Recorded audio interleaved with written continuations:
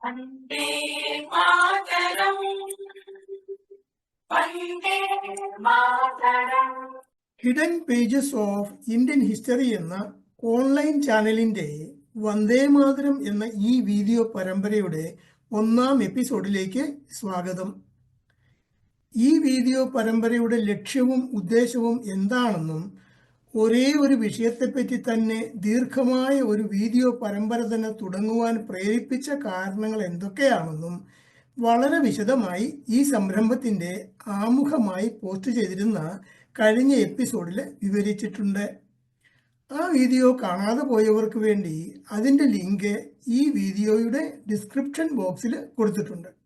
ഭാരതീയ പൈതൃകവും സംസ്കാരവും പ്രൗഢിയും അവയിൽ ഭാരതീയർക്കുള്ള അഭിമാനവും ആ പൈതൃകവും സംസ്കാരവും നിലനിർത്തുവാൻ ഏതറ്റം വരെ പോകാനും ഭാരതീയർക്കുള്ള ദൃഢനിശ്ചയവും ധൈര്യവും ലോകത്തിന് മനസ്സിലാക്കി കൊടുത്ത സ്വാമി വിവേകാനന്ദൻ, നേതാജി സുഭാഷ് ചന്ദ്രബോസ്, ഛത്രപതി ശിവാജി, സർ വല്ലഭായ് പട്ടേൽ, ഝാൻസി റാണി, വീര സവർക്കർ, മഹാറാണി വേലു നാച്ചിയാർ തുടങ്ങിയവരെ പോലെയും 67 വർഷങ്ങളിലെ നീണ്ട കാത്തിരിപ്പിന് ശേഷം വെറും 10 വർഷങ്ങൾ കൊണ്ട് ഭാരതത്തെ 3-ാം ലോക പട്ടിണി നാടുകളുടെ പട്ടികയിൽ നിന്നും ലോകത്തിലെ 3-ാമത്തെ സാമ്പത്തിക സൈനിക ശക്തിയായി ഉയർത്തിക്കൊണ്ടുവരുന്ന കേന്ദ്ര സർക്കാരിന്റെ ഈ സാരഥികളെ പോലെയും ഓരോ ഭാരതീയനും ഭാരതീയൻ എന്നതിൽ 100% അന്തസ്സും പ്രൗഢിയും അഭിമാനവും ഉണ്ടെങ്കിൽ മാത്രമേ ഭാരതീയരെ മുഴുവൻ ഒന്നായി കണ്ട് ലോകം മുഴുവൻ ആദരവോടെ കൈകൂപ്പി ബഹുമാനിക്കുകയും അംഗീകരിക്കുകയും ചെയ്യുകയുള്ളൂ.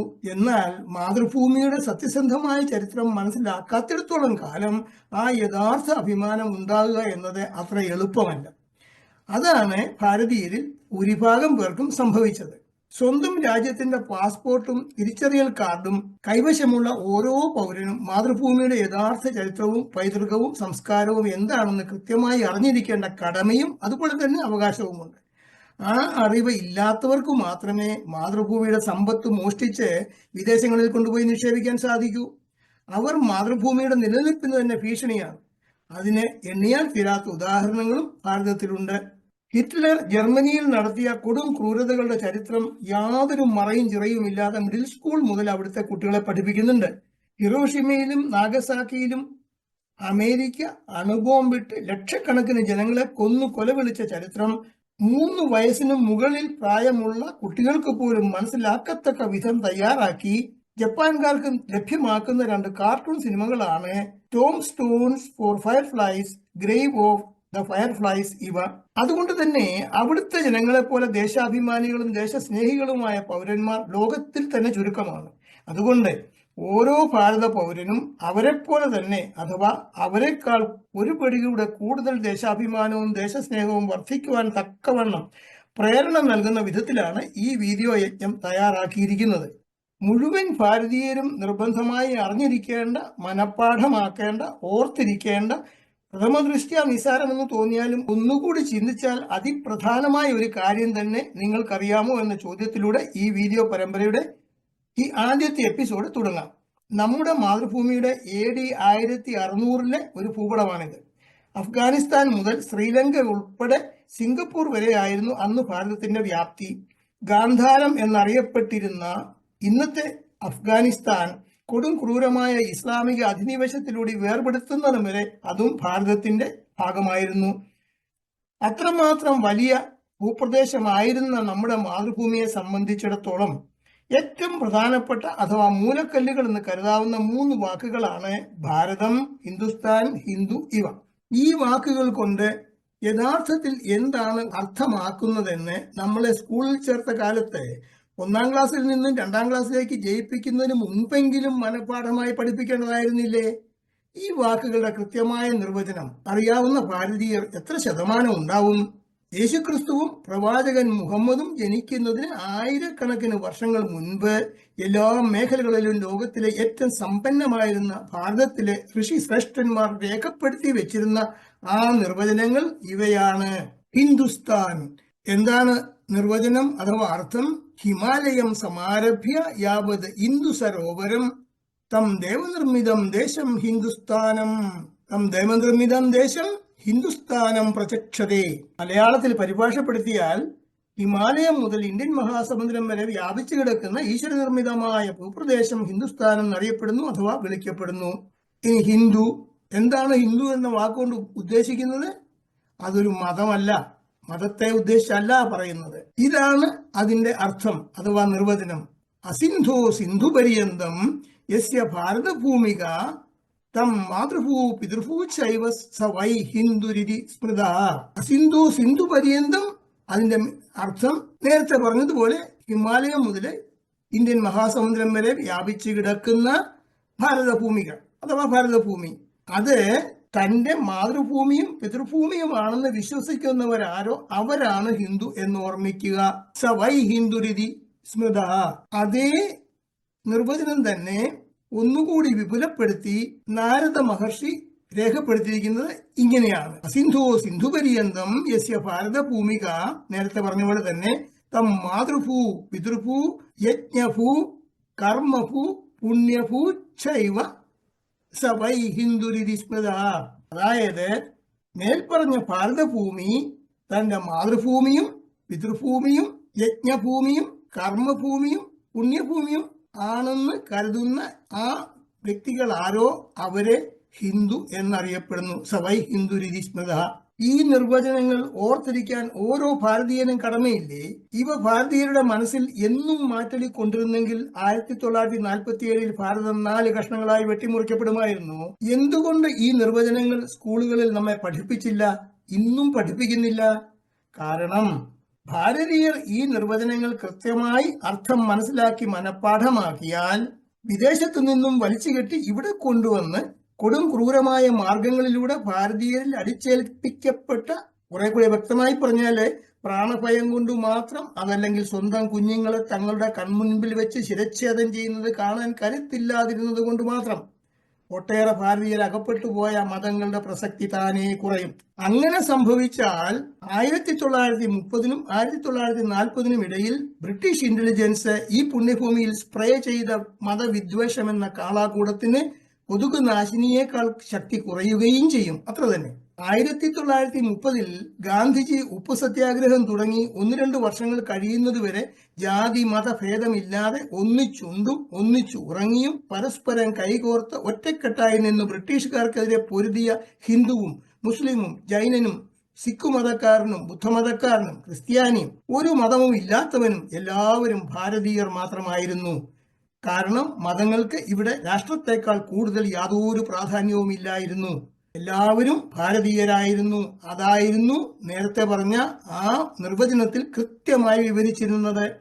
അക്കാലം വരെ ഊണിലും ഉറക്കത്തിലും ഓരോ നിമിഷങ്ങളിലും മേൽപ്പറഞ്ഞ നിർവചനങ്ങൾ ഭാരതീയരുടെ ഉള്ളിന്റെ ഉള്ളിൽ മാറ്റൊലിക്കൊണ്ടിരുന്നു. അതുകൊണ്ടായിരുന്നു മതത്തെക്കാൾ കൂടുതൽ രാഷ്ട്രത്തിന് പ്രാധാന്യം ഉണ്ടായിരുന്നത്.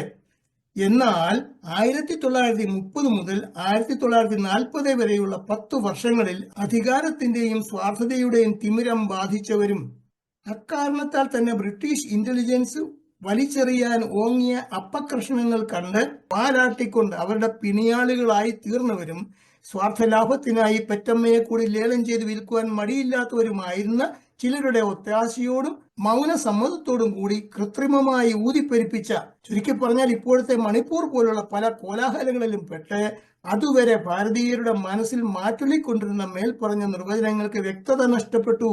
അവ സാവകാശം ആ കോലാഹലങ്ങളിൽ ലയിച്ചില്ലാതെയാവുകയും അതുവരെ ഏകോദര സഹോദരങ്ങളായി പരസ്പരം കൈകോർത്ത് ബ്രിട്ടീഷുകാരുടെ പൊരുതിയ പാവം ഭാരതീയർക്ക് വന്ദേ മാതരം എന്ന ആ ഗായത്രി മന്ത്രത്തോടൊപ്പം അവരുടെ ലക്ഷ്യബോധവും നഷ്ടപ്പെടുകയും ചെയ്തു.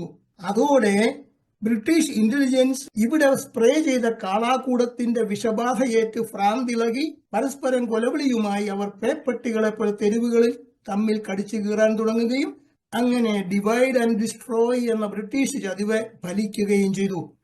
അതുകൊണ്ട് മാത്രമല്ലേ 1947 ഭാരതം 4 കഷ്ണങ്ങളായി വെട്ടിമുറിക്കപ്പെട്ടത്? മനഃപൂർവ്വം നമ്മിൽ നിന്നും മറച്ചു വയ്ക്കപ്പെട്ട ചരിത്രരേഖകൾ പഠിച്ചു നോക്കിയാൽ ഈ പച്ച സത്യം വ്യക്തമാകും.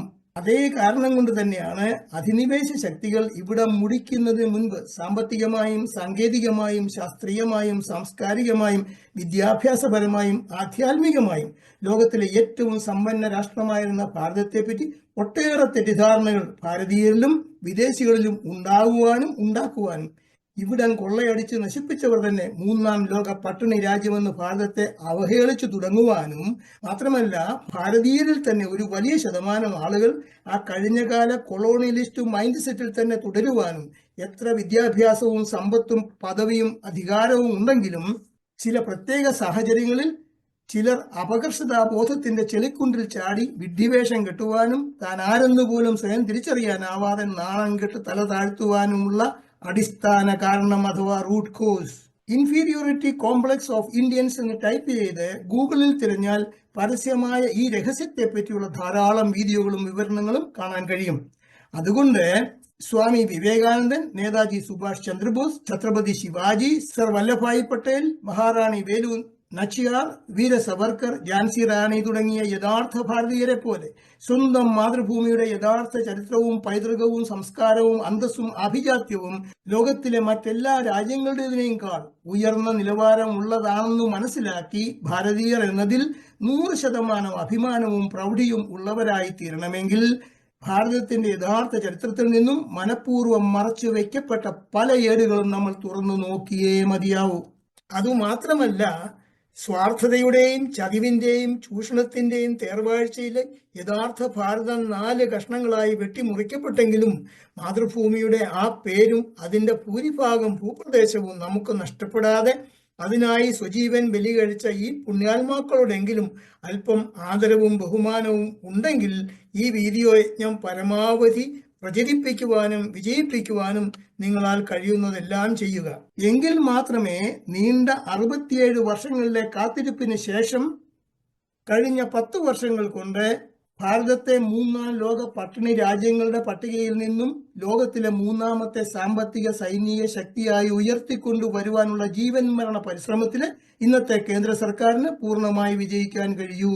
ഭാരതത്തിന്റെ യഥാർത്ഥ ചരിത്രത്തിലെ പല ഏടുകളും കൃത്യമായും സത്യസന്ധമായും മനസ്സിലാക്കണമെങ്കിൽ ഹിന്ദുസ്ഥാൻ, ഭാരതം, ഹിന്ദു എന്നീ വാക്കുകളുടെ മേൽപ്പറഞ്ഞ നിർവചനങ്ങൾ മനസ്സിലാക്കുകയും വ്യക്തമായി മനസ്സിലാക്കുകയും മനഃപ്പാഠമാക്കുകയും ചെയ്തേ മതിയാവൂ.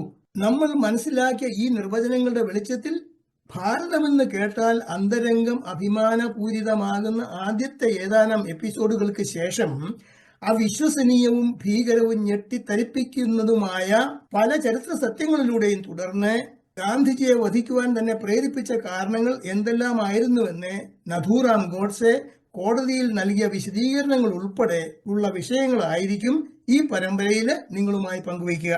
അവ ഓരോന്നും ശ്രദ്ധിക്കുമ്പോൾ നിങ്ങൾക്ക് മനസ്സിലാകും ബാബരി മസ്ജിദിന്റെ ചരിത്രം ഒരു ചെറുകഥ പോലെയേ ഉള്ളൂ എന്ന്. ഭാരതീയൻ എന്ന നിലയിൽ ഈ വീഡിയോ പരമ്പരയുടെ പ്രാധാന്യവും ആനുകാലികതയും നിങ്ങൾ മനസ്സിലാക്കുന്നുവെങ്കിൽ ഈ പരമ്പര ലൈക്ക് ചെയ്ത് സബ്സ്ക്രൈബ് ചെയ്യുവാനും പാഠ്യപദ്ധതിയിൽ ഉൾപ്പെടുത്താതിരുന്നതുകൊണ്ട് ഈ യാഥാർത്ഥ്യങ്ങൾ അറിയാതെ പോയ മറ്റുള്ളവർക്ക് കൂടി ഈ വീഡിയോകൾ ഷെയർ ചെയ്യുവാനും മറക്കരുതെന്ന് അഭ്യർത്ഥിക്കുന്നു.